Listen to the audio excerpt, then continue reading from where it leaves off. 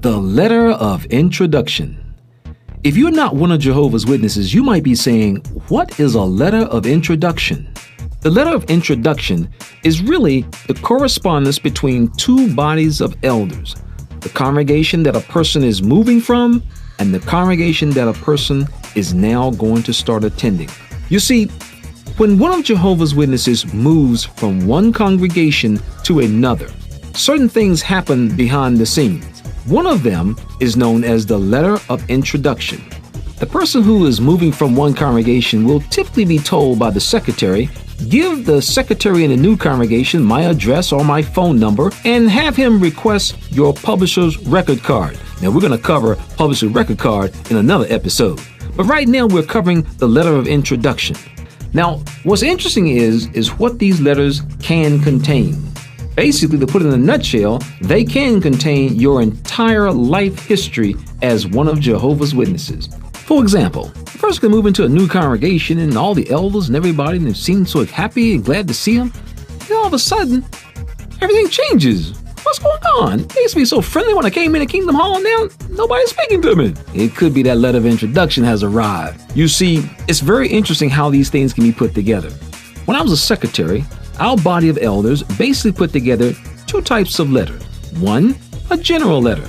In this letter, it would typically say something to the effect, this is Brother and Sister Johnson, they're good publishers, they attend the meetings regularly, their children are outstanding examples, so forth and so on. Use this brother and his family any way you brothers see fit. With a typical letter like that, I could sign that letter by myself. As a body of elders, we made a decision that if we had to send the second type of letter, it would require the entire service committee. So this is the letter, and this is what a lot of people have no idea about. The contents of this letter can cover your entire life as one of Jehovah's Witnesses.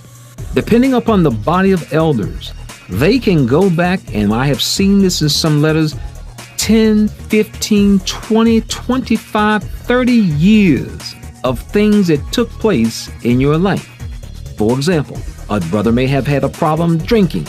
A sister may have had a problem with immorality. And this will be included in that letter. So these letters literally portray what type of character you are. And many people have absolutely no idea. For example, sometimes a man may be appointed in the current congregation he is in. Then his family situation, he decides to move to another congregation. And what will happen? Sometimes this man will not even be aware that he will be not recommended. And only recently, a few years ago, did this become such a problem. The man would get to the new congregation, couldn't get recommended to be an elder, couldn't figure out why, because he got a bad recommendation coming from his other congregation. This issue became so bad that the society had to tell brothers, look, let the man know you're not going to recommend him. Don't let the man leave thinking he's in good standing and he get to this new hall only to find out he getting dogged. What's interesting is I recall one letter we wrote, it was a general letter. And in this general letter, it was concerning this sister. The sister was moving to a new congregation, so I wrote a general letter. Well, for whatever reason, something happened once she got to this new hall, and she assumed that it was the letter that I had written. And I explained to her, no, we didn't mention anything to your elders was negative of any kind. She says, well, I want to see the letter. And so we explained to her, well, because this is correspondence between bodies of elders, we can't let you see the letter, but you can rest assured that, we didn't mention anything of a negative nature. Well, that wasn't good enough for her. So what did she do? She sat down and she wrote the society a letter saying, I want to know what they said about me. Interestingly, the society wrote her back and they told her, sister, this is correspondence between bodies of elders and you will not be allowed to see the letter. Interestingly, they also sent us her letter as well. Now, she didn't know that we had an exact copy of the letter she sent to the society. Every brother she named, we knew exactly who she'd been talking about. Now, here's where the problem comes in at. Typically, elders are going to keep this type of information in confidence. But that's not always the case. Not at all. You see, sometimes you have what's known as elders' wives. Now, some elders' wives will ask a simple question. So what's the story on this new couple that just moved into our hall? And you'll have an elder that might tell his wife something along the lines, all I know is the sisters better keep an eye on their husbands. And so now nothing else needs to be said. So now the elder's wife is out in the car group, and the sisters in the car group will say, what's the story on this new family just moved into the congregation? And the elder's wife will say, all I'm saying, girl, you better keep your eye on your man. That's all I'm saying. That's all I'm saying. And so all of a sudden, you come to the Kingdom Hall and you see sisters like holding their husband by their arm like, he ain't getting away from me. You see, this is the type of culture that exists in the Jehovah's Witnesses. This is the type of stuff people have no idea. They don't know anything about. This is what goes on behind the scenes. And so the letter of introduction, depending on the body of elders, it can dog you for the rest of your life. Different elder bodies, and so there's no consistency. I know the time we received a letter that included 6 other letters. This brother had moved from different congregations over the years, and each congregation, they simply forward the letter from the last congregation, the last congregation, the last congregation, 7 congregations in total. So his entire life was right there. And see, the problem is that you have human emotions, you have human feelings. And so here's an opportunity for sometimes people will actually get back at people when they write that letter, because they know nobody's going to be able to read the letter. Nobody will see the letter. And so you have a letter that follows you for as long as you are one of Jehovah's Witnesses. Now, the same as a human resource department that calls up another human resource department and asks the question, what can you tell me about this employee who's coming to our company?